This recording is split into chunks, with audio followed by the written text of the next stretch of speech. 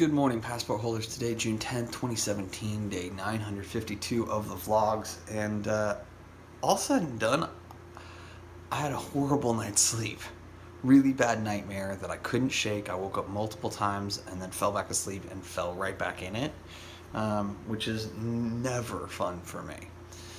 That stated, since I got up, I've had a super productive morning, right? Doing final packing, multiple checks in order to make sure that I have all my gear, all the batteries, all the attachments, all of the things that I might need.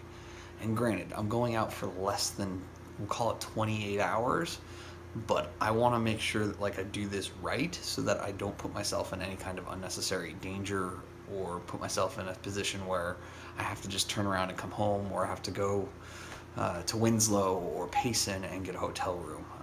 I'd much rather kind of overpack and overthink about a lot of these things on these little trips before I start doing larger trips, the 2.5, 3 day kind of zone. I continue to kind of run through checklists in order to figure out kind of what else I need. And there were two things that came up in addition to the fuel source that I'm going to need for my little camping stove, which is cash. Right, that's a good thing. And then the other thing that I didn't think about, but then I kept reading on some of the trails that I want to go hiking on up in this area that I'm intending to go, gallon bags. So, a lot of these are pack in, pack out kind of trails, pack in and pack out kind of campgrounds, meaning that all of your trash has to leave with you. And so one of the things that I want to do is I want to have a trash bag, but then I also want to have a bunch of small gallon bags so that I can isolate certain things kind of either as they're being used or, as importantly, to clean up other trash that people may have left behind. So I hope you guys are having a great Saturday. This is being recorded a great Sunday if you're watching on day of release. Let's get this one started. Stop warm, Target, fuel, freezer bags, cash. Well, it's been a minute since I've used these cameras, and I've got both of them mounted up again here in the car, and I suspect it's not going to be the last time I use them since they're going to be mounted and basically living here, and I'm going to be driving a lot more.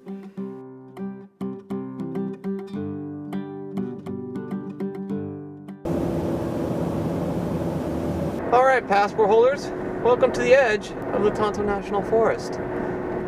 Been a pretty pleasant drive up here. A bunch of people trying to escape the heat. A lot of people pulling boats and trailers and things like that. Well, 10-minute rest stop to stretch my legs and go walk around a grocery store just to kind of get a feel for what it is here. Picked myself up Dr. Pepper. Now it's time to get back on the road. I'm trying to rack my brain for the last time I did a drive longer than an hour. Because we're approaching 2 now, all things said and done, including the errands that I ran this morning. And I honestly think the last time I did it was coming back from VidCon last year. I think that was the last time I drove for more than an hour. It's crazy to think, given how often I had done it in the year past. But this year, definitely not the case, focusing on the business. But back on the road. And just that quickly, the landscape, as we've kind of been going up and down these hills, has drastically changed. There are now trees. It's one of these fun things about Arizona. You go from shrubs, and then all of a sudden you come over to another piece that gets substantially more rain because of the way that the mountains have formed, and you get full pine trees. So I'm here for another 60-ish miles, I believe it is. Well, I made the turn off the first try. Now to get through this gate, and there's substantial winds. This could get interesting.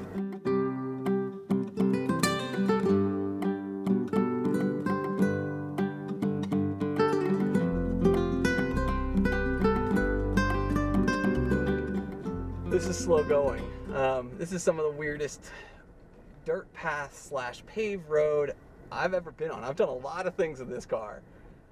Snow, black ice, rain, to the point where you can't see 7 feet in front. I don't think I've ever done anything like this. I've done some quote-unquote off-roading that was like dirt tracks, kind of like this. Nothing where it's been this, I'll say vicious, where it's all sides, and this car, it's a Mercedes-Benz E-Series, it doesn't have a ton of clearance, so I'm having to choose lines and go real slow over some things that I just can't avoid in order to try and keep my car from bottoming out. It's definitely been interesting.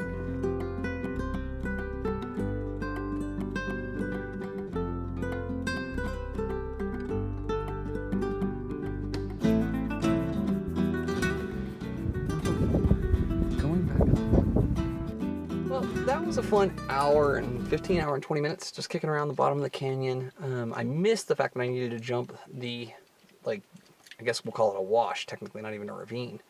And so, yeah, while there are people set up to camp here, I'm not feeling 100% confident about my ability to pull it off. And the reason for that is that there are super high winds. And I don't want to have the first camping experience I have be in a situation where, get out of here,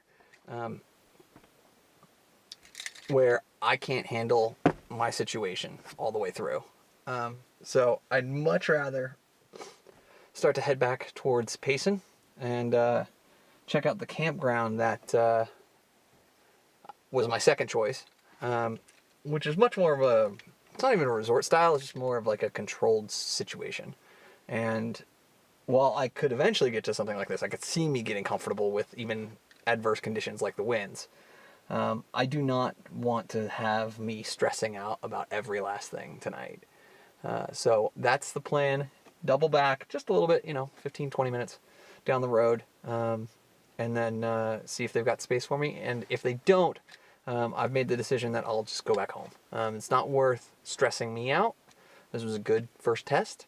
I now know more about this kind of marked site, and that I need to do a lot more research relating to weather at them in order to be able to find one that is right at the right time of year, because it's nice here. It's much cooler than it was in Phoenix, but the winds was a killer, is a killer for me right now. I just don't have that experience yet, and I don't want to stress myself out.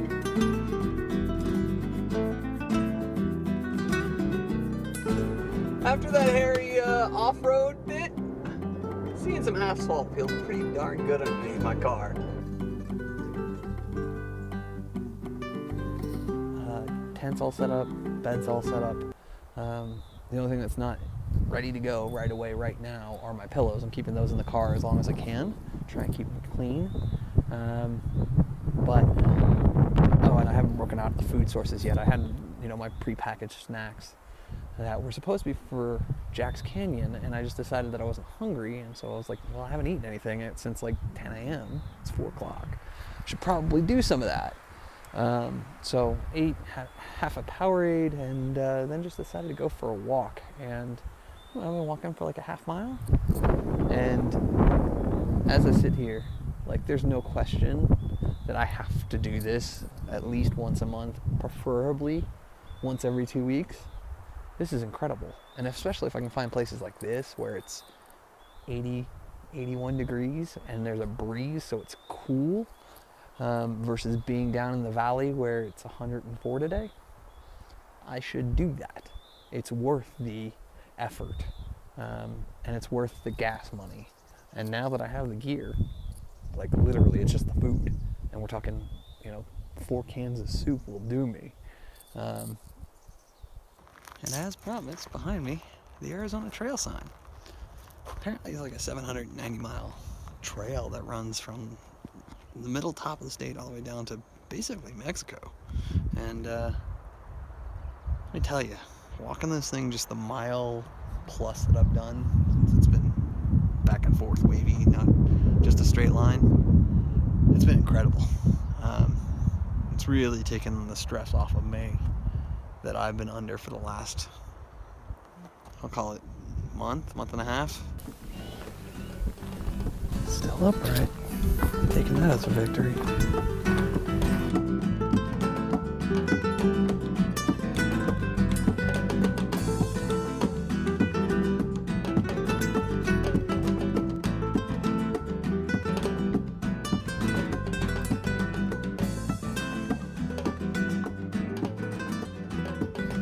chicken noodle soup is served for dinner. Yeah. Alright guys, obviously I'm sitting way back here, and that is actually because I've been working on the Gary Jessica Alba video. I just got to a point where I felt good about the input that I have done, so I've split off all the rest. They're all split, ready to go. I just need to get an internet connection where I can do the uploads on them. Really proud of myself today. Like, at the end of the day, super, super, super proud of myself for doing this, for following through, and for the immediate result that it's produced, which is that I feel substantially better about things. And feel like I've got more control. Looking at the schedule tomorrow and kind of where I'm at and what all I've got to do, and then the fact that Ben and Kami are hosting a game night tomorrow, and there's a USA versus Mexico match that's super important to the Hex. I'm not entirely sure that I'm going to have enough time to do the hike that she had recommended, the campsite host had recommended. I don't have the 3 to 4 hours to do the out and back hike in my mind. I don't know. I could be wrong. I could wake up at 6 a.m. wide awake, fresh as a daisy, because it's only 9:30 now. My guess is I'm asleep by 11:30 midnight at the absolute latest, because there's no lights. Like, there's nothing around here except for my lamp right now. So I think that could be a really interesting play for me, is to wake up, and if it's after 7 a.m., just break down, pack up, head home. Get a shower, get me fed, get all that stuff kind of taken care of. If I wait any longer, I've got to turn you off, don't I? I will just decide to kind of continue to go along throughout the day. Right? If I wake up early, I'll go. If I don't, I don't. I don't feel any guilt about that because I did the hike today. But thank you guys so much for your time and your attention. As always, I appreciate them both. And remember, you never stumble upon opportunity by standing still. So go do cool stuff like this. Bye for now.